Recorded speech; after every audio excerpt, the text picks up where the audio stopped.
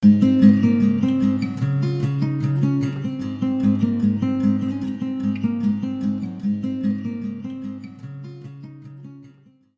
Erin Lawler Patterson, the Goodness Chick. I'm an addictions counselor, motivational speaker, author, and parent coach. Join me on the journey of navigating the joys and pitfalls of life, addressing parenting, giving back, mental health, addiction, and relationships. If it takes a village, then join me as one of those villagers. Villagers wanted. So I'm not sure where you might be standing today when it comes to your insight, your outlook and opinion with marijuana. Today I'm talking about specifically medical marijuana. I have worked with tons of people over the years where marijuana was used on a recreational level, where young kids to even adults, where it's just something that isn't for medicinal purposes. And it's just the focus for today is on the medical benefits. Again, something that we need to research more about, something when we look at all areas really of everywhere in the world, there are medicinal benefits when it comes to marijuana. And I'm going to delve into that, and this is something you can feel free to disagree with. But I feel like when it comes to being responsible, researching, and knowing what we talk about is really, really important. Today we're focusing on THC strand as well as CBD strand when it comes to marijuana. Really what I press heavily with is with the CBD, the non-psychoactive component when it comes to marijuana compared to THC. Because in terms of it having the mind-altering effects, as well as it, can absolutely counteract and have some implications if you're taking other medicine. And THC can have some medical benefits. My guest today does go and delves into that. He is much more knowledgeable about that than I am.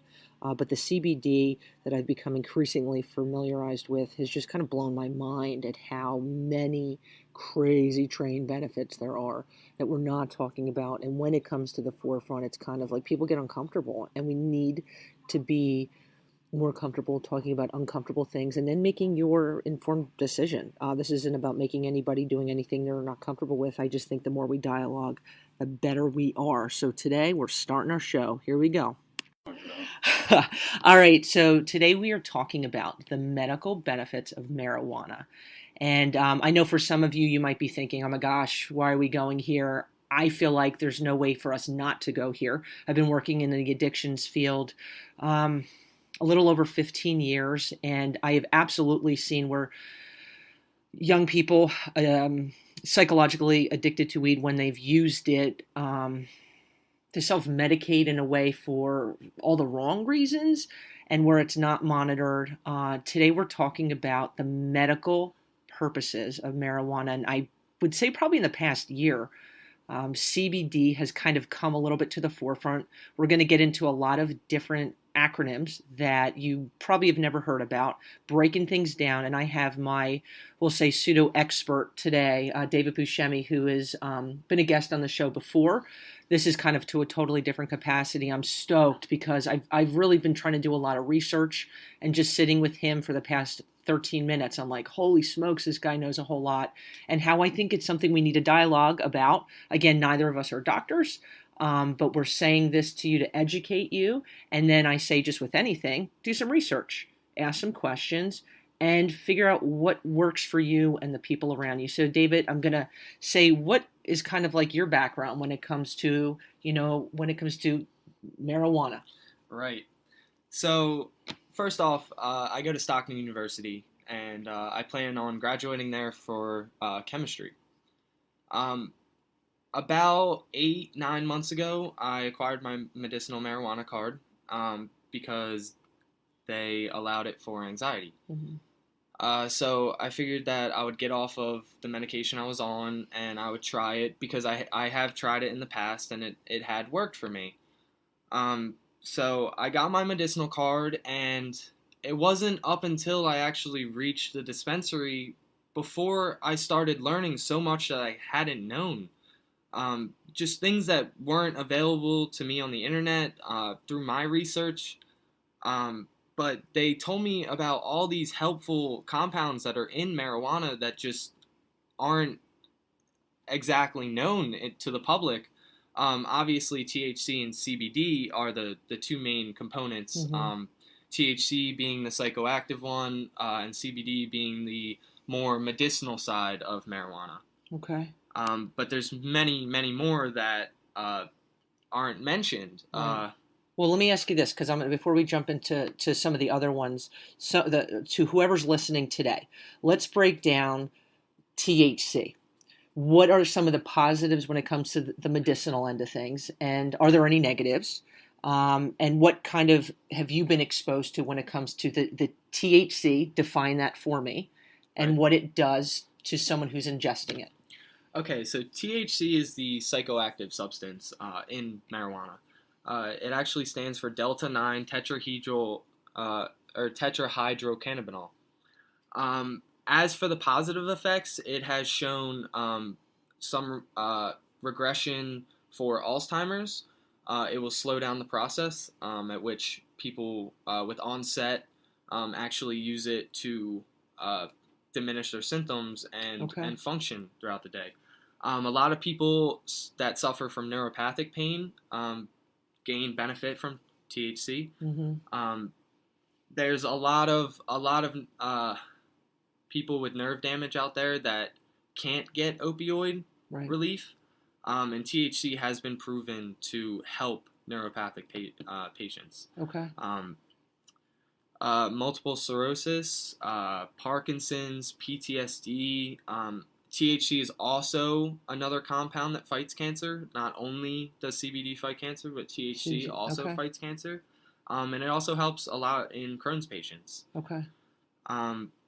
There's a lot of benefits to THC, although it has been demonized and obviously is a negative if used in the wrong way. Right. It can be dangerous. I would never recommend daily use of THC for anyone that is relied on for safety purposes. Mm-hmm. Nothing, no mechanics, no anyone that has any potential to put anyone else in harm mm-hmm. should not be using THC daily. A lot of disabled patients, a lot of the things that I just mentioned allow these people to be full-time mm-hmm. disabled. Not allow, I shouldn't say allow, but they make these people fully disabled, and THC helps them get it throughout the day. Mm-hmm. To have a higher level of functioning. Right. Okay. Right. So what do you say for somebody who, we'll say, that has a history, like that's in recovery, or is in a position that, where they're driving a heavy machinery, or they're a doctor, or they're whatever? Would CBD be a more viable option for them? And what is CBD? CBD, also known as cannabinol, is a non-psychoactive substance in cannabis. It's been known to help epilepsy, cancer, depression, anxiety, chronic pain, diabetes, and the list goes on and on. Mm-hmm. But as for doctors, mechanics, anyone that is relied on, if you have chronic pain or any of those symptoms, CBD would be the substance for you. Obviously it's not a miracle drug. It doesn't work for everyone. Right. But it is worth a try. It's any risk for addiction to it? CBD has zero risk for addiction. Okay. Zero. Like with any other medication that is non-addictive, you go off of it. Obviously, the symptoms are going to come back mm-hmm. Because you're not medicating with it.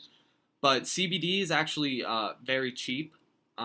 There's a lot of less potent CBD in vape shops and things like that. For small time pain, for if you pull your shoulder a little bit or something where it's minor enough to where you wouldn't need to take an opioid, mm-hmm. I would say the vape store might be a help to you if you would like to vape it instead of the other methods of taking it. Which would be what? What are some other methods? CBD and THC can be made to be edibles. Mm-hmm. They can be vaped. They can be smoked from flower. A lot of people actually don't know that there is CBD-based flower, and it's called cannabinol flower. So literally, it would stand for CBD flower, and it's It's very low in THC. I would say 90 to 95% of the strains have less than 2% THC. It's a very fast method of taking CBD. A lot of patients that use CBD for epilepsy would smoke it because it's instant. It hits your cannabinol receptors in your brain instantly, instead of having to wait for a tea edible that you just drank to kick in 30 minutes, or a cupcake that you ate, which might take an hour. Right. So there's all the different methods they have their pros and cons. So like smoking is obviously the fastest. Then you have tincture, which you put under your tongue. It's absorbed under your tongue in your open pores, and that usually takes about 10 to 15 minutes. Okay, to absorb. Yeah, and then edibles, I would say anywhere from 30 to 2 hours, depending on what you ate. If your stomach's empty, the stomach acids are going to break down that edible quicker, which means it's gonna affect you a lot quicker. Okay. But it really, there's a lot of variables there on how long it will take you to kick in. So if somebody's listening today, and kind of prefacing this that neither of us are doctors, but I do think you have a tremendous wealth of knowledge with this, which I say rock on, and maybe they're, kind of struggling a little bit where, I'm not comfortable with all the medication I'm taking, whether that be for anxiety, whether that be for depression. I would definitely say this is not something you just remove yourself off of your prescription pills from. This would be, if you're considering this, talking to your physician about CBD, and you had kind of shared that they can start taking CBD with prescription meds and that it wouldn't have any kind of reaction. Is that correct? Right. It's been proven that CBD will not react with any anxiety. Okay, with anxiety in particular. With anxiety medication in particular. Okay. As for everything else, I haven't particularly done my own research into all the medications, because anxiety was really the only one that I was taking and wanted to see if CBD would affect me. So I'll say it again. I'll say it 10 more times before this is over. Do some research. It's worth it. Yeah. Like I said before, it's not a miracle drug. You can't just get off of your opioids and throw yourself on some CBD and hope that it's gonna make all your problems go away. Well, you're dealing with withdrawal, and you're dealing with a whole bunch of other. Right. You're there's a process to it.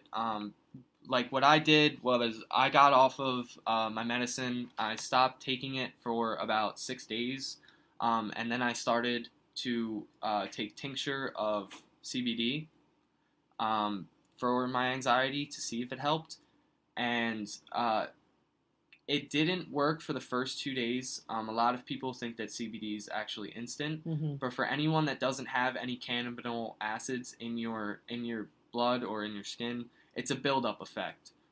So anyone that takes any anxiety meds or anything like that will know that they don't start working instantly. You have to have those cannabinols build up in your system before you start actually feeling it, because it's the same way how it restrains your anxiety, the same way pills do, but your body has to get used to it, and it has to accept the fact that your anxiety receptors are being manipulated to slow down. Instead of being the normal anxious person that you would be, your body starts to realize that it can accept this, and that you can use CBD every day. However, that's not going to work for everyone. Right. CBD is not a miracle drug. It can't be replaced with. It can replace a lot of pharmaceuticals if you are receptive to the CBD. You need to be able to take it in order for it to work for you, which is just like any medication. Right. And this is where maybe talking and dialoguing with your doctor is really, really important, and doing your research, because we're not telling anybody, hey, this is what you need to do.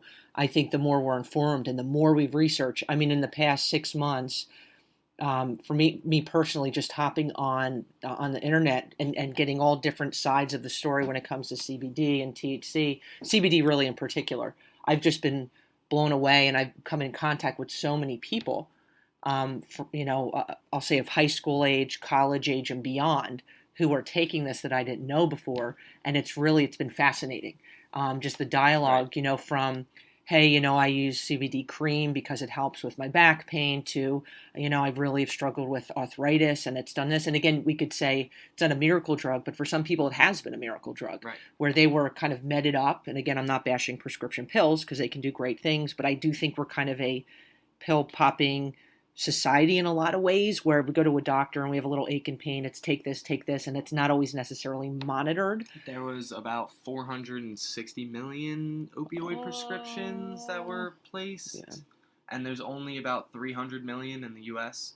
So we have like over yeah, 116 million prescriptions it's to frightening. to And this is where people it that ends don't up on our exist. doorstep, Yeah. that we're in a heroin epidemic. Right. And I do say, Right. like, listen, I'm not really super bashing opiates, but I always say dialogue with your doctor, and do, if it's prescribed, is that the last resort? Is that what you have no other option? Right. Because I think when we ask questions, and this is where really looking into CBD in particular, I'm tired of getting texts and phone calls, or think like someone else is in rehab, somebody else is dead, and I'm like, and it stems from opiates. That's my personal opinion. Right. Again, I'm not a doctor. It's just like, why can't we look at some other alternatives? It's kind of standing back and looking at the facts. Mm-hmm. Opioids have taken over this country in the Mm-hmm. last couple years, and they and to be part of the cannabis community and really see how a lot of the general public sees cannabis in this demonized way, um, and we look at it as, we're watching like a lot of opiate users become addicted, and it's sad to watch because they don't want to join the program. Mm-hmm. They're afraid that they're going to get judged by their neighbors or their parents or their friends. They think that it's they it's been labeled as devil's grass, Mm-hmm. Or the whole reefer or madness reefer thing. madness. Yeah, there was a lot of false information that was used to demonize marijuana in the 1970s, and most of it kind of stuck Mm-hmm. because it scared people. It was propaganda. It was anti cannabis propaganda Mm-hmm. for a lot of reasons in the U.S. at the time. But I think it's time now that we're a generation that should really step back and start looking at natural uses. Start looking at, like, this grows from the earth. We can grow it. We can harvest it ourselves. Like, we don't have to use pesticides. There's Mm-hmm. no GMO. There's no artificial. There's no synthetic. It's real, Mm-hmm. and it helps people, and people just look down on it. But it's time that we see it as a medicine and not as a drug. And with it being a medicine, so that's where physicians being involved, and it being something that's prescribed, and it being monitored, and I do think the educational component has Right. to be present, where it's not like everybody sits in a circle and we're, smoking weed every, you Yeah. know what I'm saying, where it's not getting, you're not getting behind a vehicle after somebody smoked. Right. It's talking about, if you're 14 years old, and like, and I've dealt with people where it's like, okay, CBD is a more viable option.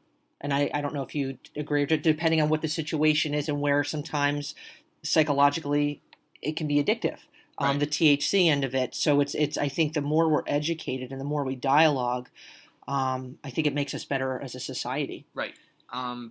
In how New Jersey dispensaries actually work is anyone that is 18, under 18, cannot buy flower. They're Okay. legally not allowed to smoke. We have a couple. We have an 11-year-old. We have a 12-year-old.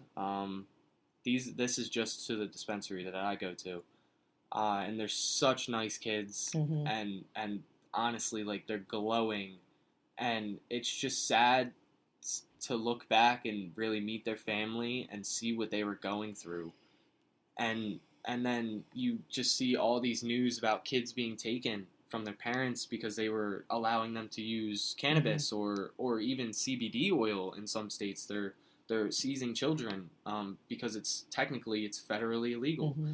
Federal, like, so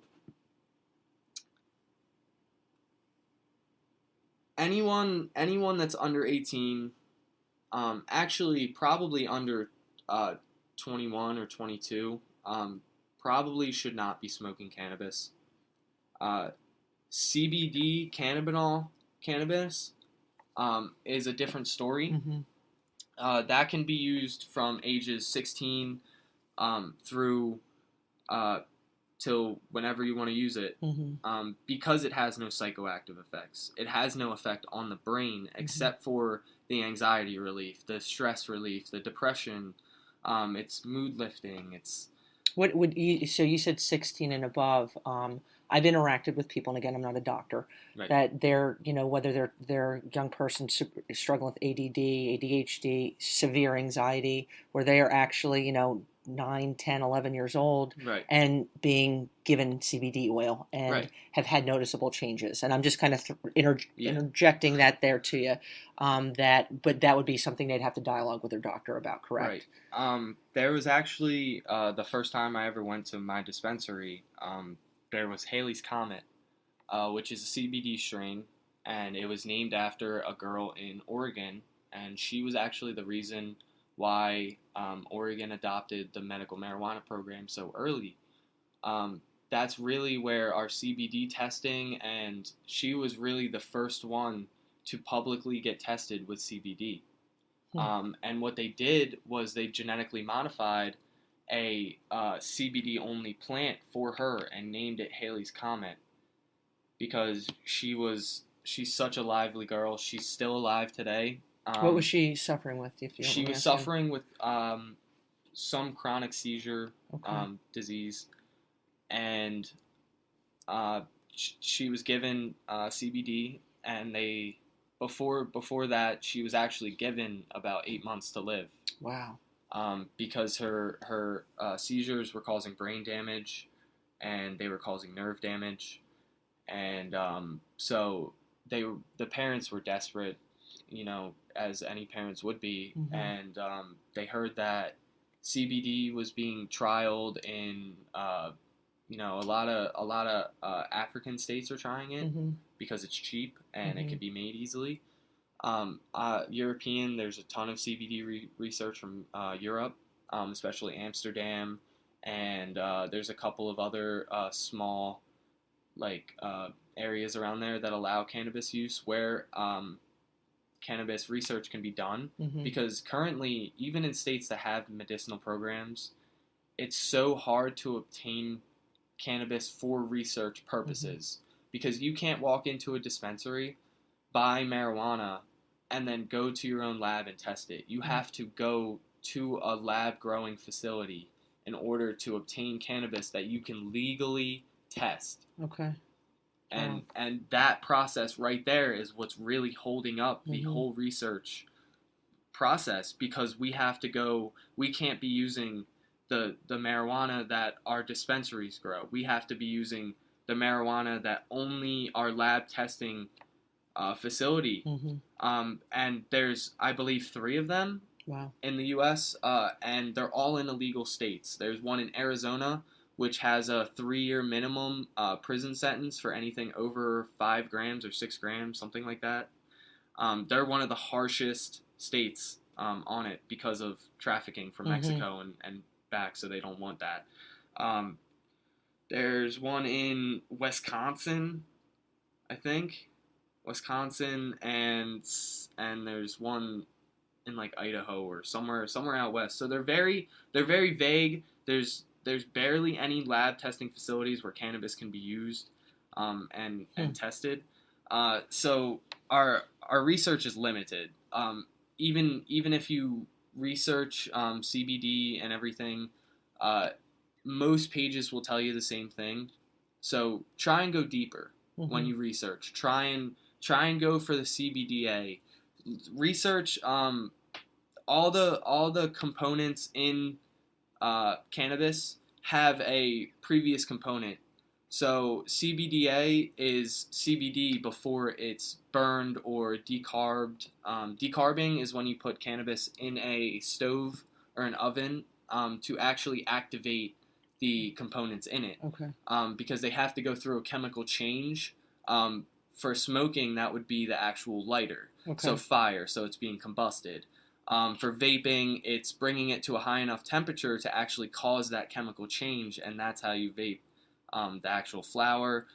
And there's many like other. It's fascinating. Yeah. It's kind of crazy, Train. And I appreciate all of your insight. I feel like we could kind of go on, and maybe there'll be like segment B. I'm sure there will be. Will be segment B, but I appreciate you for joining, and I do, just like David had just said, do your research. If you have questions, the more we know. Whatever your decision is obviously your decision. One of the things I'm kind of stoked about as we kind of wrap up is I am now an official affiliate of CBD Pure, which I've done a lot of research on. I dig it, and I think it's a great company. So if this is something you're looking at pursuing, hop on Goodness Chick's storefront on goodnesschick.com and feel free to check it out. And have any questions, shoot me an email. Other than that, peace, love, and goodness, my friends.